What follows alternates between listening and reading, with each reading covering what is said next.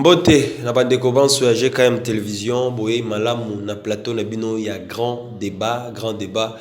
Manaka oye me makabino penza na mozindo na matali actualité politique ya République démocratique du Congo. Ndenge bozali komona déjà image zali ya kofunga zali ngai mokote na zali na mwana mboka elongo Samba Olonga elongo nde to kopeta naye matali politique ya République démocratique du Congo na kozala égoïste te na kopesa mbote na mwana mboka Samba Olonga mbote mwana mboka. Oui, mbote ndeko shako. Boni sango, boni santé et puis sango ya mboka. Non, santé eza malamu mboka tozabi sonso kotalela yemoko nkolo nzambe tata et puis mokonza mboka Félix Tshisekedi parce qu'aza décideur ya liboso ya mboka na climat o ezali ko leka na est ya République démocratique du Congo. Voilà. Bunagana esali au moins après de 2 mois et c'est là qui bon kozoma ngambu ya eza bongo toujours dans ngambu yaba ini ya mboka topi na bangambo ba M23 RDC a préparé nini pe akolinga sala nini et tokolobela ngo katikati na émission oyo likambo etalaki salaire ya un député national ba emolima ya député national est-ce que ekomi na $21,000 ba de divergence ezali kobima ebele bato balobi ebele on parlera seulement aussi on tokolobela pe ba député provinciaux ba sengi ba jeep na bango ya mboete balobela to pe ba valider matali 145 territoires au mokonzi mboka alingaki ko lancer na fin du mois tito comme fin du mois ya septembre tokomona tata mokonzi ekolo azali bongo attendu na États-Unis d'Amérique. Pourquoi? Pour la nini parce que l'auto mingi tokolo bela mingi matali partenariat sika entre RDC et la Russie est-ce que Fachi a causé la capacité à kokende kolobango en face devant les Américains toko solango na émission puis toko suki sana matali tokolo bela une fois de plus matali kuluna to ya kuluna e mati makasi bokolanda ba vidéo ndenge nini bandeko ba ko potana pe ba ko boma na likolo kuluna. Alors, ezaki tournoi ezaki yango ya combat judo et bongwani kuluna entre les deux côtés par rapport ya ban adversaire de bazali kobundela ndenge esali mbote une fois de plus to senga karabino ezali lombala liboso ya kolanda GKM Télévision to senga eloko bese moko o s'abonner na chaîne o partager lien na bandeko mususu o bazali kolanda biso pembeni na ko bande émission sans avoir ko remercier apôtre Gérard Kabea apesa kabiso espace une fois de plus ya kozala une fois de plus liboso ya bitando wike na bino bunagana esali mikolo ebele ezali bongo occupé par ba M23 tokomi wapi situation eza kokende nini elongo na ba FARDC ya biso.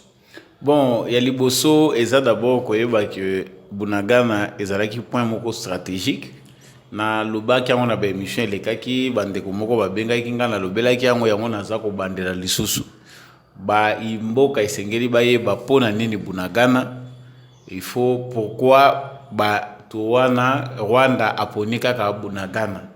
Donc avant na lobela oyo ekoyami koleza koya par rapport à ndenge FARDC na biso azosala ya liboso na kobandana na kotalisa ete Bunagana ezali point moko très stratégique ko bango ba visa ka soki balingi ba mener ba opération na bango ya mabe. Donc derrière réalité ya Bunagana ezana réalité mususu eza ko se cacher ezali guerre oyo Rwanda aza ko engagé na RDC pour na ko empêcher RDC à développer ba infrastructure routière té bato belé ba analyste belé ba analyse belé toza ko sala etali que pour na ba Rwandais voire même les Ougandais aussi dans certains points bazali komona mabe développement et infrastructure routière o eza ko désenclaver ba zone wana bango ba opéraka bango na bato o ba nimaka ba insécurité na mopanzi wana ba entreprise multinationale ba rébellion ba comprendre que soki ba zone wana frontalière soki ba infrastructure rebelle wana oyo e empêchaka ke ba agent na biso ya sécurité ba sala musala malamu te soki na minito ekomi malamu bango ba kokasu coopérer te yango mona yeke na moma kaka balingi ba lancer route oyo ya kolongwa Ruchuru koya kokoma tina Goma problème et bandi wana insécurité bandi. C'est-à-dire Kagame n'agit pas seul. Entêtement ya Kagame, ndenge tozolo balikambo Bunagana, l'État congolais a laissé beaucoup de temps. Bato belé na yebi ba téléspectateurs na biso bokomela kanga bolobi président aza très naïf, président aza kotika Bunagana, azondimela diplomatie, atika kondimela diplomatie. C'est vrai parce que to komi na phase ya intolérable. Ça na minute au niveau makambo ekei moyen Congo biso baya kopesa biso le sous faute ezate. Le président Félix Tshisekedi en tant que démocrate azaki stratège ya koboya ko s'impliquer de manière brutale na dossier oyo sans toutefois to épuiser ba processus nyonso ya paix. Démocrate ndenge na lobaka aza ndenge moko te na dictateur. Le dictateur lui il vient il s'impose nyonso asali ndenge alingi, mais démocrate aza na manière oyo azongisaka bato nyonso na point topé na volonté oyaye. Le Paul Kagame de l'eau bazana belément nyonso suffisant à comprendre qui est la personne de Félix Tshisekedi. Et les gens au Congo ne peuvent pas penser que le président Azane Sengo, Bunagana, Ndengeza, contrôlé na ba M23, Topé Rwanda, Eza Sengote. Bisonde toza victime ya injustice munene au communauté internationale à Salak. Mais lelo lokola tolakisi polele na mokili ke biso toza na likambote. Notre armée peut maintenant commencer à faire son travail. Ce qu'on l'a dit bien, na ba information c'est même mobimba armée na biso azako avancer na moment toza ko loba pour ne pas anticiper les choses tu que baza à 7 km. Mais ce n'est plus 7 km, c'est déjà voir plus. Kobanga o déjà bango baza nango. Déjà bango bazo banga parce que kobanga na bango bao banga de guerre. Ils ont déjà peur de la guerre. Et le Rwanda, le Rwanda compte beaucoup sur le Conseil de sécurité. Rwanda a compté mingi sur négligence ya ba américain. Donc pour na ba Rwandais, Conseil de sécurité a continuer toujours ko adopter politique moko ya mabe vis-à-vis na ba Congolais. Politique ko sala ke ba ko banda ko handicapé biso marche armée congolaise et za la sous-équipée. Pour na Rwanda, bapiona ya Kagame acha mokili mobimba pour na bango, ils ont facilité yé Kagame que le Congo tant que armée na biso ko la sous-équipé, yé tant nyonso ya linga sa l'incursion na Congo akokota na ye lo lengi ya lingi. Yango monaki abandai ko poser ba condition na ye. Donc na phase oyo na koko kendelisu musika te loko na kotalisa yo ndeko chako ezali que pe ba téléspectateur na biso balanda ezali likambo sa passe ou sa casse na ngambo na biso Congo to sito boyi makambo ya ba brassage na ba mixage na ngambo na bango balingi ba fatiguer biso po ba pousser Félix Tshisekedi na ba négociation ya kozwa lisusu ba rebelle wana kokota bango na armée omoni bango basali lobby na bango. Aux États-Unis ça se parle, na Conseil de sécurité des Nations Unies ça se parle. Les Congolais doivent être informés pour bayeba makambo eza na niveau nini likolo ba comploter ba moni ke Félix Tshisekedi aye ko bebisa ba cop na bango baza sikoyo na makanisa kolinga ke Félix Tshisekedi po kimia ekota asolula kaka na likambo ya M23. Or toyebi ke loko ekaboli Kagame na Félix Tshisekedi eza dossier wana tant Félix Tshisekedi alobi na koyamba lisusu moto moko te ke tozwaye to tia na armée to tia na politique à Congo makambo wana na lingi yango lisusu te nde début à crise. Mais nous pensons que notre détermination en tant que pays souverain, détermination wana nde mutu ekoko mema biso quelque part. Unité na biso ba congolais mutu ko aider biso to s'en sortir parce que déjà bango pe bazo lemba bazo lukanjela nini ya kokotela. Ils ont cherché par tous les moyens na ba moi o nyonso eza makambo Bunagana te ngana za ko belela ka air nyonso eza likambo ya guerre te Bunagana o bazo bunda guerre pona ko wela te loko bango bazo wele leza mususu ba intérêt na bango. Félix Tshisekedi a verrouillé Madusu o ebimisaka coltan Madusu oyo ebimisaka or na bango bazwaka ufele na Uganda na Rwanda eloko bazako weleleza mabulu ya coltan na mabulu ya or nde loko Museveni na Kagame bazolinga ko céder na point Italie M23 derrière Museveni et Kagame il y a des lobbies puissants ils na ba homme d'affaires oyo bazoyebisa bango ke botika te. Voilà pourquoi nous Congolais devons nous mobiliser et comprendre danger na niveau ezali bango eza Bunagana eza lokola bakangi kwen wana bazako barrer Kagame azako luka ko pesa ba explication. Mais nous savons que la vérité elle est déjà nue.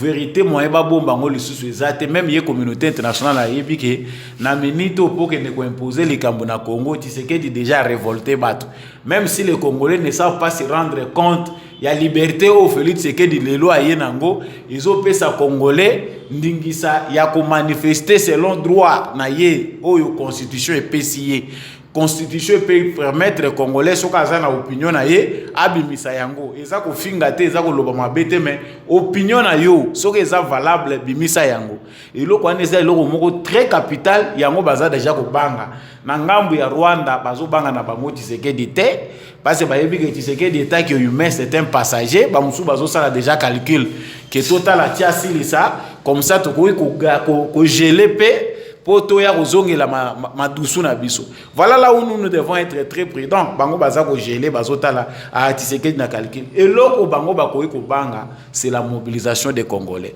Nazo rappeler ka ndeko chako kezaki facilité tant Congolais telemi à lobby MONUSCO bima même mukili mobimba bakamwe. En Europe, aux États-Unis, il y a certains pays certaines villes du monde ba yebi ba réalité ba congolais te ba yoka na Congo ba to ba kufaka mais tant ba mona ki actualité wana plusieurs personnes étaient choquées. Nations Unies lelo bazana soni ya kolubila makambo Congo. J'étais d'ailleurs très content na komona initiative oyo commission parlementaire na biso ya défense et sécurité na donc na niveau parlement kuna ba lobby likambo oyo etali embargo wana oyo ezosenga ke to notifier à chaque fois ba armes toza kozwa et puis sur certaines armes Nations Unies a décidé que tokoki kozwa to pe tokoki kozwa ngote donc baza ko sala rapport pour batinda na Nations Unies. Moi j'invite les Congolais à faire plus que ce que fait le parlement. Ceux qui le loba Congolais ba quitter les sous na balabala to bi to pesi ultimatum na Conseil de sécurité des Nations Unies to lingi bolongo l'embargo wana toza peuple o baza ko opprimer ceux qui bolongo l'embargo wana te bolongo la Congo na Nations Unies. C'est clair là-dessus. C'est que makambo neti ba parlementaire na biso parce que ba travailler na bango te mais le roi bazo sala eloko moko boye eza loko la ouverture congolais faut s'approprier ango biso stoté le mela likambo oyo bato bazo yebisa biso ka embargo ezate mais l'embargo existe sous une forme politique. Oh baza ko gêner biso to accéder te na biloko biso toza nango besoin même ceux qui to kosomba binduki na ndenga moyibi même ceux qui ba kopesa biso ango de manière détournée il faut par la voie officielle ba reconnaître biso que toza peuple moko to souffrir na génocide na ba katombe belé et puis ba pesa biso voix donc dossier o etali Bunagana je ne peux pas Bunagana c'est le Congo bientôt Bunagana sera entre les mains des Congolais. Bunagana bientôt que vous allez récupérer makamusu tozo lobango mais toyebi pourquoi toza ko lobango certains détails na makamu etali makamu sécurité batala kaka mais biso toyebi que déjà bazo banga na ngambo wana tango ba yoki ke farde ça za ko telema ba yoki déjà que no makamu armement ezana nzela le Congo est déjà prêt pour la guerre parce que guerre oyo et que vous allez préparer et que vous allez guerre moko aventure. Il y a certaines personnes qui vivent au Congo qui se disent politiciens mais qui sont sous-informés à Makamboule Kanamboko. Vous pouvez imaginer un député sous-informé à Makamboule Kanamboka na Est ya Congo. Et ça passe. Mais biso na minute to yebi que le Congo est prêt. Batu ba komi ko gêner nazo fongo la parenthèse moko pona sisa na musala na mutuna wana. Batu ba komi ko gêner biso awa to entamer phase finale. C'est les États-Unis d'Amérique. Ils ne sont pas clairs. Côté wana na lobarakaka. Bino bato peut-être bozo quand se trompe, beaucoup ya rejoindre biso na makamba vérité tozo lobaka bino bozo la rapongi. L'Amérique est peuplée aujourd'hui dans sa politique par des malfaiteurs. Ba malfaiteurs wana ndi mtu mocha biso na retard. Likambo Kagame zali yanza buke bakoko longola. Parce que Kagame là bato ba forger ce sont les Américains. So ba komi sérieux ba lingi ba genué Kagame ba tika kimé kota toko monango visiblement. Mais awa ezali kambu ya ba mususu ba lingi te. Net na minito ils ont déjà peur de la guerre et que lo ba komi ko banga awa ba yebike li douso yo Russie a fongoli et comme ma paix na est ya Congo. Le Congo est prêt aujourd'hui ceux qui ba engagé à front na Rwanda. Russie a kokota makambo wana. Donc eloko musubiso toza ko yeba kotala te eza déjà que Amérique a comme pe ko banga yebi déjà que ça commence Félix Tshisekedi a fongoli parenthèse moko stratégique parce que ce qui Amérique a salé rare ici a aidé Russie a aidé biso nous allons mettre fin à aventure eza koleka na est et puis ba kozala na na likambo sil koloba en tout cas inspiré nga peza ki déjà motuno lingaki na tuna yo États-Unis kotika ya République démocratique du Congo te pourquoi États-Unis tout le monde déjà après kozala na ba lanterne et belé tout le monde dernièrement asil kotinda bon on a ba militaire na yo ba ki kokutana Gilbert Kabanda tout le monde États-Unis a directement a Bengsi tata mokonza école d'ici septembre, fin septembre. Au juste, tout le monde États-Unis aligné à garder partenariat na ewa wele la partenariat gagne. Bien sûr, Fatia Ligue à la gagnant, mais cette fois-ci, ils ont la priorité à RDC. Bon, tout d'abord, dans le Béza Sony, parce que bon, Baza une puissance, Batumsu Baza Kotala, pour espoir les amis, Nangambo Bakongomani, espoir les amis que partenariat wana. Ils sont profitable parce que biso soki tozaki bazalaki clair na biso na 4 ans oyo plan oyo bango ba établir déjà ils ont exécuté même à 30% mbele na minute oyo nungu elingaki ezalate mais FARDC basoda bazako kufa bazangi minduki insécurité ezako koba batindeli biso ba commando de combien de fois tout le monde va commander à l'olenge na l'olenge. La dernière fois, et ça j'ai même dénoncé ça à on a lobby que côté tout le monde qui est bateau yo, baza ba mususu balingi kimiate. On a envoyé des commandos ici pour inspecter makamboza kolega na est makambo ba ADF ba pesa mu Kongo ba kenda na suka nango ADF mati lisusu likolo ba rébellion et mati lisusu. C'est comme si bato moko ba yaka amplifier ka makambo po baza la ba porteur ya ba solution. Ça dit bango moko ba créer ba problème, allez bango moko ba yeko bima na ba solution prête à porter voilà, nous vous offrons. Nakanisi États-Unis baza ko yeko la Tshisekedi. Parce que peut-être biso tozomona Félix Tshisekedi moké po azande ko na biso congolais azo diriger Congo na contexte ya Congo à lelo. Mais ngana yebi que biso ba congolais toza ko mériter Félix Tshisekedi té parce que c'est un président à la maturité ya ba état moderne. Niveau o yazo memela Congo na mentalité na biso ba congolais to tikala ka musika makasi. Ba américain ba komi face ya mutu moko aza coriace politiquement. Ayebi camouflage, ayebi ndenge nini barulaka mutu ayebi riza ayebi fenta ayebi nyonso. Les Américains ont beaucoup plus peur que Congo et s'ouvrir na ba pays mususu oyo. Crainte wana eza fondé parce que bayebi que likolo négligence na bango. Congo eza mboka oyo na beta kaka histoire oyo bandeko boke na kotanga ba mikanda po biso na Congo totanga asu mikanda te. Botanga kaba mikanda botangisa bana bino histoire. Congo eza nango gâteau ya France, Belgique, Angleterre, j'en passe. Ba pays wana nyonso, États-Unis, ils savent que au Congo, soki nga na lingi na kozwa, mususu pazwa, bakabola bentere na bango ne balingi biso banyama na bango tolaka na ba droite. Mais Félix Tshisekedi vient de faire quelque chose, c'est historique. Bato baza capable ya kokoma mikanda ko bimisa. Mayele o Félix Tshisekedi aza ko utiliser na minute po biso pe Congo tozwa espace. Je pense que baza déjà na matière à réfléchir. Félix Tshisekedi a beti bango fente ya likolo po risa zane musikate. Et logo Félix Tshisekedi azo beta oyo, c'est un exercice pour les Américains. Parce que ce que les États-Unis a commettre erreur. Félix Tshisekedi a déjà prêté serment. Nous sommes un pays souverain sur le plan du droit. Dans le moment où on a besoin de ceux qui les États-Unis ont continué à faire les Congolais à l'Est. Natala qui na dictionnaire de l'eau na tongo na pani biso na zo raisonner de ko sako na tuni na lobi mais partenariat ezanini privilégié ezanini hein biso so ba congolais so to ko zo ba dictionnaire na biso to ko tala partenariat et puis ba na privilège ba bakisi likolo c'est que oza likolo ba partenaire bazana bango mais ya yo partenariat eza privilégié eza likolo mais quoi privilège bato bazo kufa chaque jour na bato obino bokre parce que le Rwanda aussi est un partenaire des États-Unis.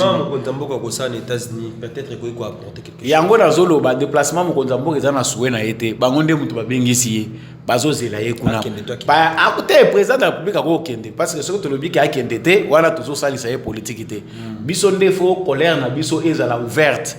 Le président de la République est obligé d'avoir la retenue. Ngana kusenga etaza lokwa musée parce que musée ayeba inde batiaka mai na vinoté.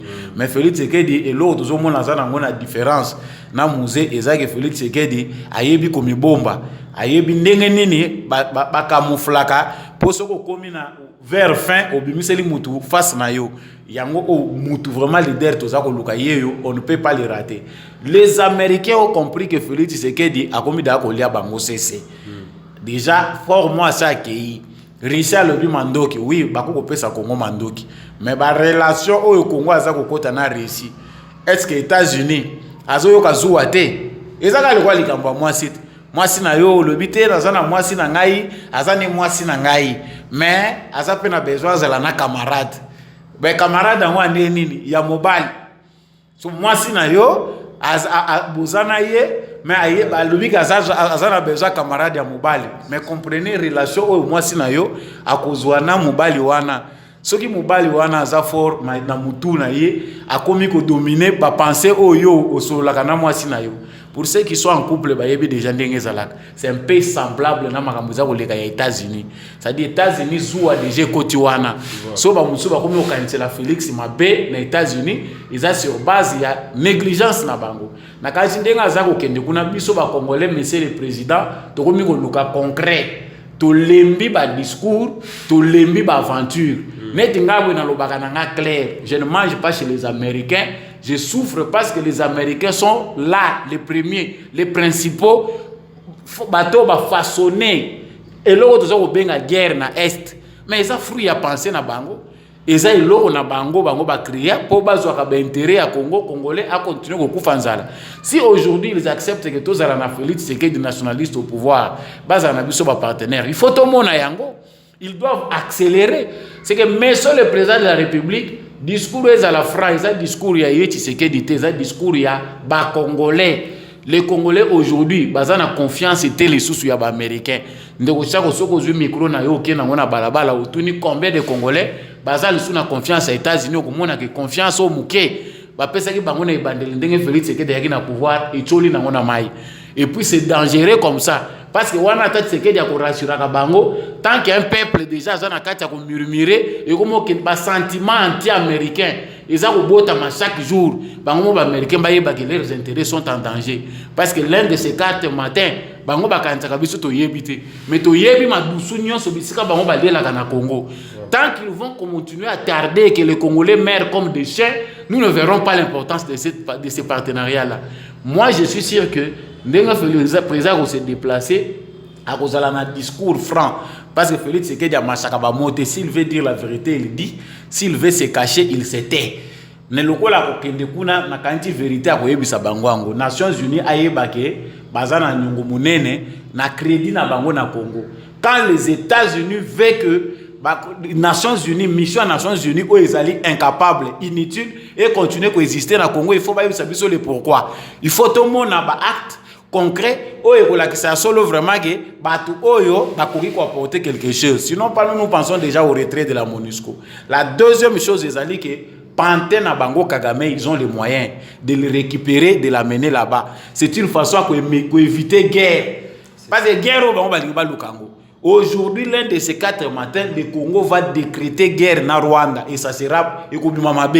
Parce que face aux autres quand le Congo se prépare, on va se aventure. Mais logo le Congo de Kimbangu, déjà les esprits se révoltent. Voilà. Avoir Félix Tshisekedi au sommet du pays, c'est révolter beaucoup des esprits qui étaient emprisonnés. Tous vandi peta moulaï. Avec Joseph Kabila, c'était passable, tout était passable. Mais aujourd'hui, je ne vois pas Félix Tshisekedi tuer le fils de Kimbangu na Congo parce que ça, il ne peut pas oser le faire. A détruit serment na ye, et voilà. Je pense que c'est un peu ça. Voilà, merci vraiment. Tout cause qui penzana moulaï, na mamatali, tout le school na mamatali Est République démocratique du Congo, tout le mamatali partenariat, tout côté sika on a les affaires de $21,000 chaque fin du mois. Na député national, tout le monde va député na biso, commission qui m'a mis député national en tout cas, même Azaki on va bien matokolo, au sentir vie échanger, maramboto échanger, mais action sur terrain zéro. Marambulo comment on sale malonga. O a comment ko sala boy. O ti o a créer parti. O kaka ko a commune a épé membre na boy. Et Kaboli ba député. Il y a un certain député qui disent oui. Toujours à salaire wana. Ça va député mususu té. Pona yo mwana mboka samba olongo. En tout cas ezali kambo et sali penza. Et ça li penza plutôt côté de la population puis na ba union sur basili ko découvrir les lots lipa oyo ezalaki ya monene ekokita se ekokita mais na même prix esalaki yo ndenge koyoka lelo ke député national azwaka oui ou faux pesa biso nano ya bon d'abord ya liboso nga nalingi ke député nyonso toute tendance confondue bazonga na oyo tozobenga bon sens. Le président avant makambo esalema eloko nazo retenir ezali ke le président de la République avait aussi émis le souhait il y a que il faut train de vie à l'institution et ça la diminuer. Soki oyo yango moto ezali occasion pour être maloba oyo président de la République ya loba qui a ko réduire train de vie à l'institution et kokisama nakanisi il faut tout profiter na yango. Ngai naza d'accord totalement sans penchant na bato baza ko initier ba marche pour na ko kende ko yebisa ba député réduction à train de vie de ba institution. Je pense que c'est ce qu'il faut faire. Comme même drapeau ya parti te ba manipuler yo. Le parlement là, d'ailleurs bango baza d'abord ba aventurier.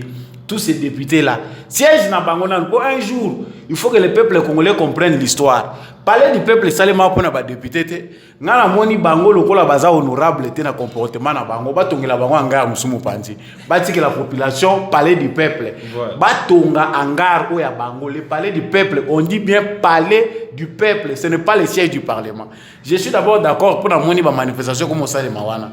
Ba manifestation comme libanda au moni bato ba église bazongeli bato ba manifestation ba ngwezo salima c'était ça le palais du peuple bon luka déjà initiative boko tongangar na bino boko ndeko vanda kuna les congolais moi je trouve que tous ça très tolérant nazo besoin de ko chaque ezali kambo ya kanté ezali kambo ba parti politique té c'est un problème national ils a problème ko intérêt général biso toza ko mona vie au Congolais azo mener président Félix Tshisekedi azo fournir ba effort makas tout le monde à travers IGF naïe tout le monde à travers cours de compte à ça créé qu'il a vraiment les soucis il est au à ça créé mais au à ça renforcer tout le monde qui a un souci était ba finance publique et ça la mieux gérer peut mieux canaliser transparence et ça la na makambo etali mosolo ya l'état so qui bimi to koyeba te bima ki boye et sali nini ba yibi to ba sali nini tozo mona que chaque jour qui passe Félix Tshisekedi cherche à renforcer la bonne gouvernance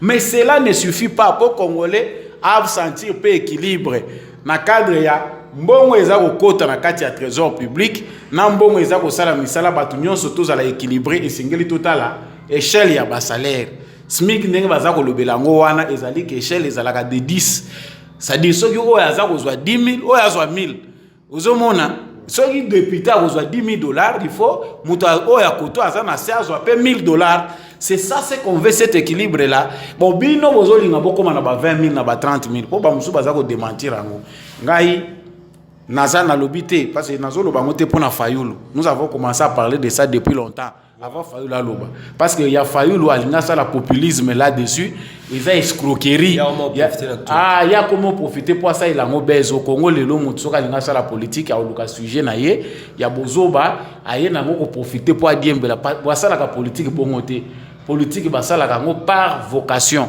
ceux qui ont vraiment la vocation à conserver na quantité ko banda ko luka ba sujet ko diembela yo moko kozada na vision ya nini yo lingo apporter na société o banda ko diembela na ba sujet te ya nga na za ko loba balobi 21000 ba musu balobi 7000 ba musu ba balobi te za 8000 mboso kodia mboso mama Maria belelaka mboso biso pe tozo belela yo mboso komi na pokwa vie okomi na pokwa ya vie parce que awa président de l'Assemblée nationale aza déjà koko ana ba koko ndinga za wana a travailler na ba régime nyonso ce qu'on attend de lui c'est que atike la biso pe ba signe oye zo ko lakisa kaza na bolingo ya ba génération ba jeune ya lelo pe na ba génération future parce que ils ne doivent pas continuer kaka baza ko liambongo boy parce que lobi ya kolongwa na ye ce qu'on retire la bateau héritage ni aux autres que la jeunesse il y a eu des lois injustes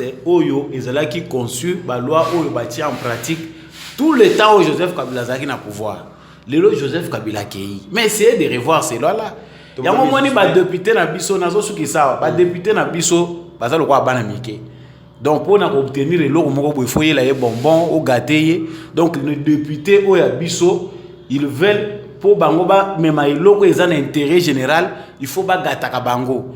Non, tout soit qui ba prime, oh ba pesa ki biso boye, monsieur le président de la République, monsieur le président de l'Assemblée nationale, monsieur le président du Sénat. Pour ne citer que ces institutions-là, responsabilité nabino, ils ont monnaie pour la réduction, il y a train de vie à l'institution. Il n'est pas acceptable que 60%, voire 70% ya mbongo ya mboka et que na maboko ya ba institution. To banzela mbozo lukabotonga to tonga ngoka na ba miette. Parce que before Tshisekedi a sali awa, before Félix Tshisekedi a sali automonique, ba mboka mobimbe komi chantier.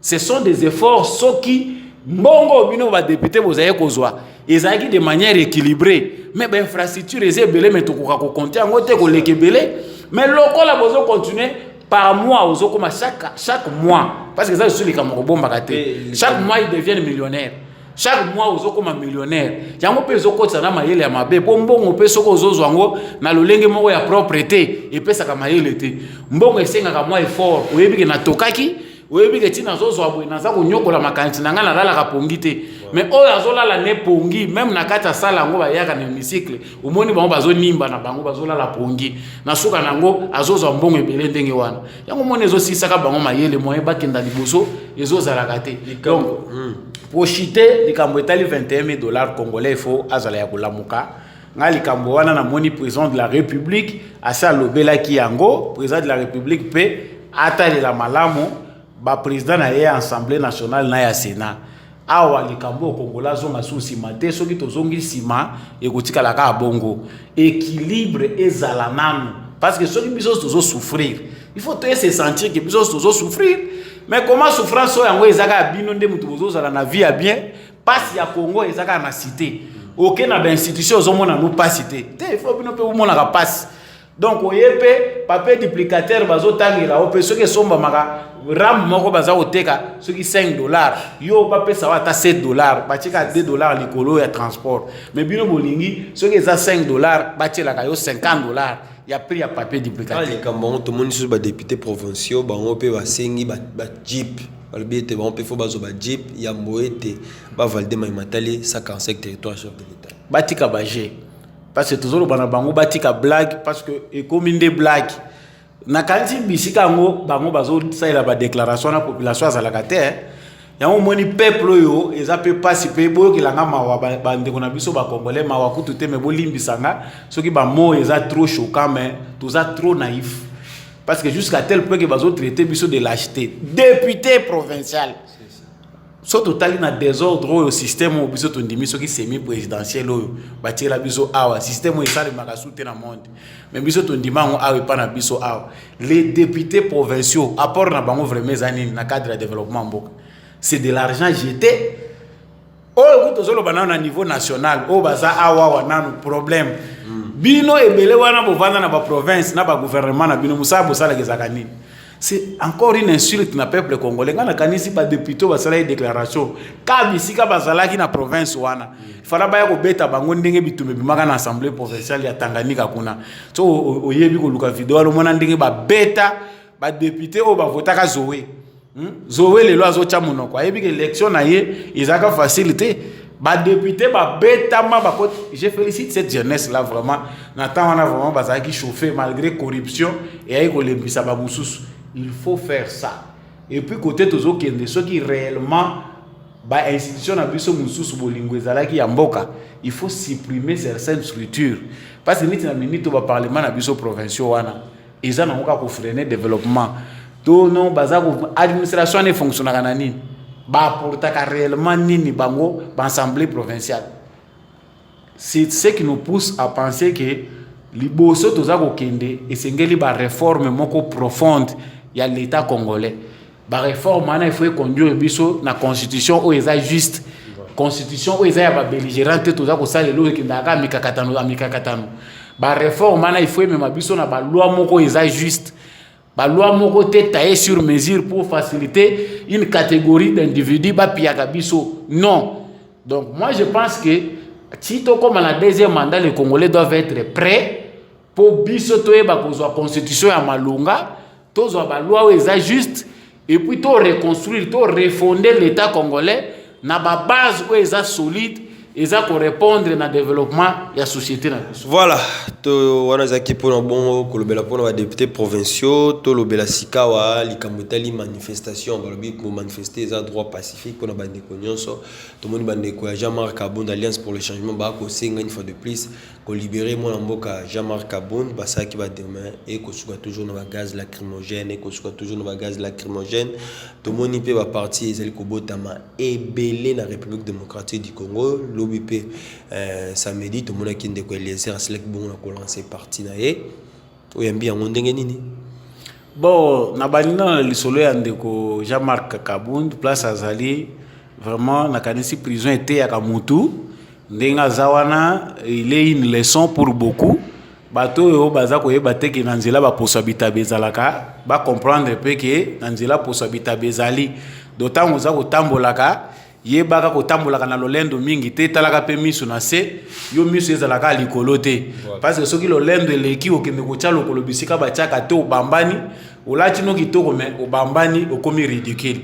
Jean-Marc Kabund vraiment est une déception pour beaucoup parce que aza muto bato belé ba pesa qui est confiance mais lelo ko mona makambo ndenge Jean-Marc Kabund vina yezo ko kende tout part en vrille parce que lelo awa bato nyonso ya tindika ki obakendaki présidence obakendaki wapi balanda ye bakende ko sa soki parti to mona makasi bakozala nango parce qu'il y a certains qui continuent à les soutenir o batikali na penser na yewana na Congo au lieu to soutenir ka ba idée biso to zaka nde ba aliéné ya bato to sala kana biso ba roi o donc au lieu la ndenge makambo za ko avancer biso to sala qui sont les membres ya parti politique ya Jean-Marc Bazaki na balabala soko za vidéo wana ndeko chango komona c'est une dizaine donc une poignée ndenge balobaka poignée ya mec ndi bato bazalaki 30 te otali pena bato na la police amoyoki la bango mawa ole to beta bango gaz to tindika bango kaka bakende na bango parce que eza ko l'exatan okobeta gaz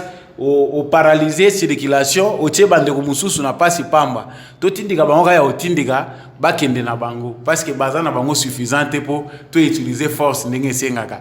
Donc Jean-Marc Kabund c'est aussi une perte de temps to le belé le sous-souté tant na ye ezali ke na minute a prouver biso de quoi il est capable. Ndeko Eliezer futur président candidat na élection koya pe afungoli si parti na bon Ndeko Eliezer na boyi koloba mingi mutu na mutu azali na ba conviction na ye na makambo azali ko kanisa mais ko zalaka malamu service ya Congo ezaka ko créer ba parti politique te po ezobota mapeka ebele o biso tozoluke kufa musu ezobakisa makaka ezokufa ezobakisa makaka parce que au juste nous aurons combien de partis politiques.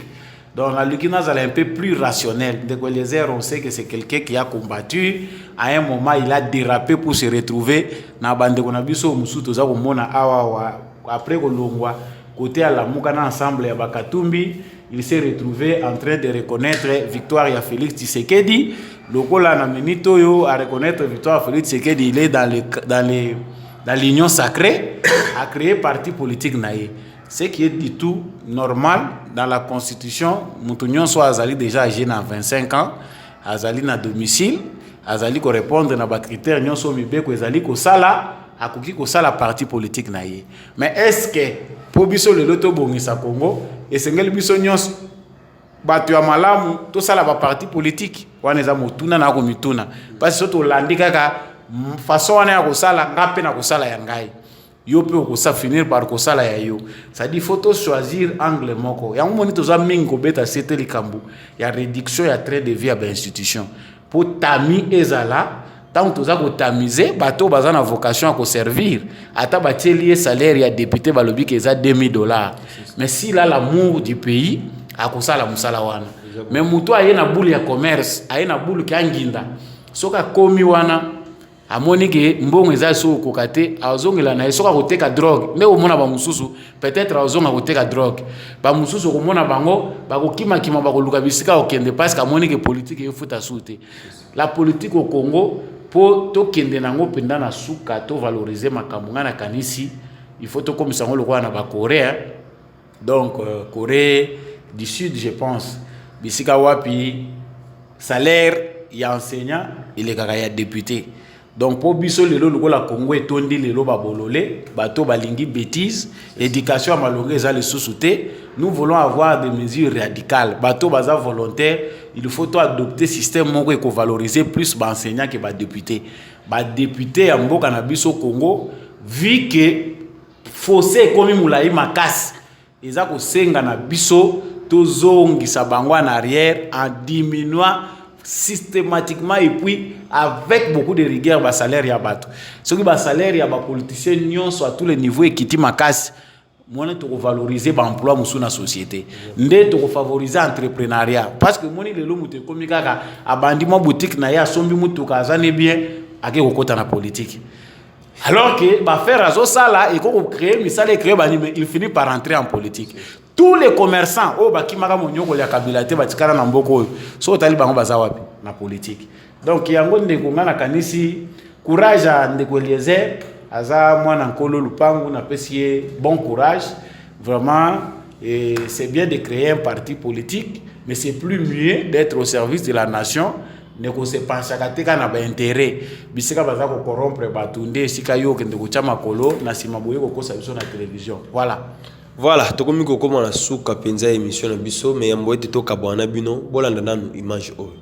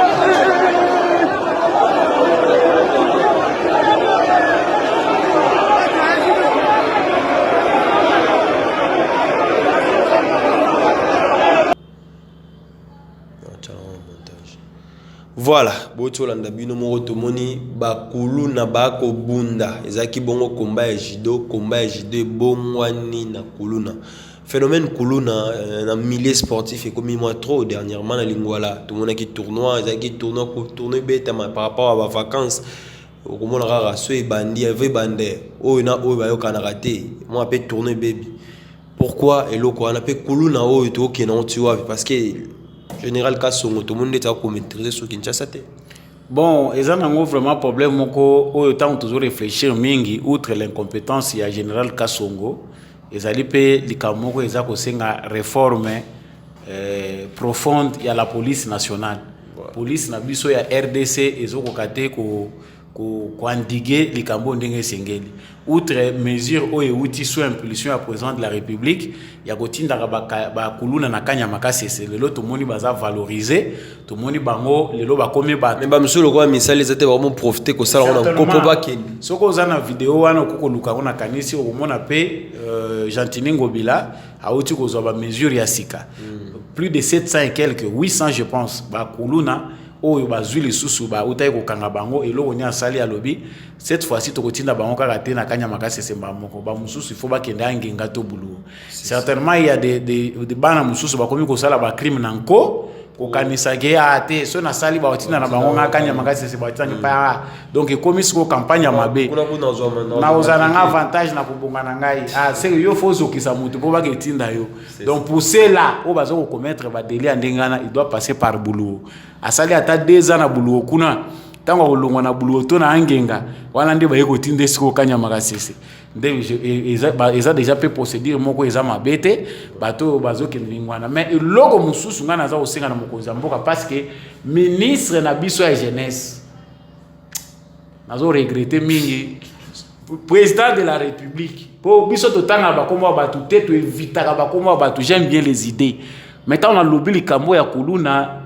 misu nanga pende kwei makanisi nange ki na ministre la jeunesse Yves Bonkulu franchement président de la république tant oza ko nommer tout royo ba ministre na makambo etali jeunesse lukela biso ministre ya jeunesse o ya ko rapprocher yo pembeni ya jeunesse oya ko banda ko memelo ba réalité ya makambo jeunesse aza ko vivre pour ozwa ba solution eza ya solo parce que le ministre ya jeunesse aza représentant muto liboso oyo azali na ba idée nyonso phare aza na programme nyonso na makambo etali jeunesse ba projet mingi eza ko salima na ministère ya jeunesse eza sophistiqué eza ko bala na te na réalité oyo eza ko leka sur terrain na makambo etali jeunesse jeunesse na biso ezali na ba structure d'encadrement culturel jeunesse oya biso eza na bisika ko encadrer bango te so tali ba infrastructure nyonso sportive eza spolier ville ko munene lokwa ville ya Kinshasa ba espace nyonso ba jeune bako sala sport uko kotambola utamboli district mobimbo moni terrain basket te ba terrain ezaki ya bale et finir par kozala spolier o ezaki ya l'état spolier ba teka ba mapango mususu koma ya ba privé ya bato ba terrain nyonso ezako limwa ba infrastructure ekoko yamba ba jeunesse na ba discipline nyonso ba infrastructure nezo zala sute bon ministère ya jeunesse azawana ba idée nini amemelaka mokonzi ya mboka parce que tozolo baga kuluna mais kuluna ezali pas en ça encadrement il faut ba infrastructure sportive ba infrastructure nyonso culturelle et qu'on permettre que ba jeune bazala mieux suivi mieux encadré et ezala en place tant ba jeune bazali ko continuer ko vanda azangi musala azangi ata occupation moko boye azangi ata environnement oyo akoki peut-être ko bimisa mwa muki ezakati na ye soka azali na vocation ko sala sport akutani pe ata na mo espace ezo permettre ezo zalate to ko combattre koluna ndengeni ngana kanisi ministre ya jeunesse azangi na part munene na makambo etali lutte contre phénomène oyo ya koluna oyo mais je comprends que parmi les ministres bazali improductifs Ali Misangai ministre Yves Bonkulu aussi outaki pe na tourisme oyepe kotoyo po yo pe mutono makana yo te ngana zo s'adresser kana monsieur le président de la République c'est vous qui nommez les gens ba ministre improductif mususu c'est la biso ba mona no à côté na moi ta o etikali po mandat o esila ozala très rapproché na jeunesse. Voilà, tout comme na suka émission na biso ba bon dimanche na ba nani pe na ba nani. Merci beaucoup d'abord apôtre Gérard Kabea, merci mingi na papa Jean-Louis Timbalanga. D'ailleurs naza continuer ko sa publicité à ouvrage pour les meilleurs bateaux baza ko linga mingi makambo ko tanga. Bozula bana bino ezana ba format ebelé cet ouvrage je ne cesse de faire la publicité yango la vérité des urnes de 2018 en RDC. Jean-Louis Timbalanga. Donc, Amazon ezali déjà pour na bateau bazolinga en ligne, ezali pe na plateforme sous pesa wana en ligne. Ceux qui ont ligne ko sombango awa na Kinshasa pour ceux qui veulent acheter, vous pouvez passer à la librairie des Grands Lacs ou bien me contacter moi personnellement pour avoir cet ouvrage. Lisez vraiment, c'est un ouvrage riche pour les jeunes, surtout les jeunes Otozali, et pour toute la République démocratique du Congo, parce que l'auteur a retracé des grands événements. Il y a la République démocratique du Congo, vraiment, il faut en profiter. Et je profite aussi de l'occasion pour nous sa merci à ministre Baza mérité. Parce que tout qui nous ministre Baza mérité, le Nicolas Kazadi, ministre de l'administration territoriale, Nani. Guy Loando, vraiment, je ne cite pas souvent les noms des gens, mais quand on voit les choses, ils ont bien, ils ont dans sens, il y a vision à l'élo, tout ça qu'on apprécie. Donc, on a remercié Pembing Dengo invité Kinga na plateau na yo. Pour ceux qui veulent soutenir la campagne Debout Congolais, na cadre éveil à conscience, contactez-moi au plus 243 82 349 65 26. Merci, Tokom Pentan en Souka émission na Bisso. Merci, bon dimanche na apôtre Gérard Kabea, bon dimanche na papa Antonio Mbia, bon dimanche na Ndekolandi, Landré des Prix France, bon dimanche na Bandeko Nyonso bazui libako ya kolanda Bisso, soki ba suggestion pe ba remarque ezali en tout cas numéro ezali wana okomeli Bisso ekosala penza eloko moko ya malamu Bisso na bino tokutani bongo mbala sima. Ciao.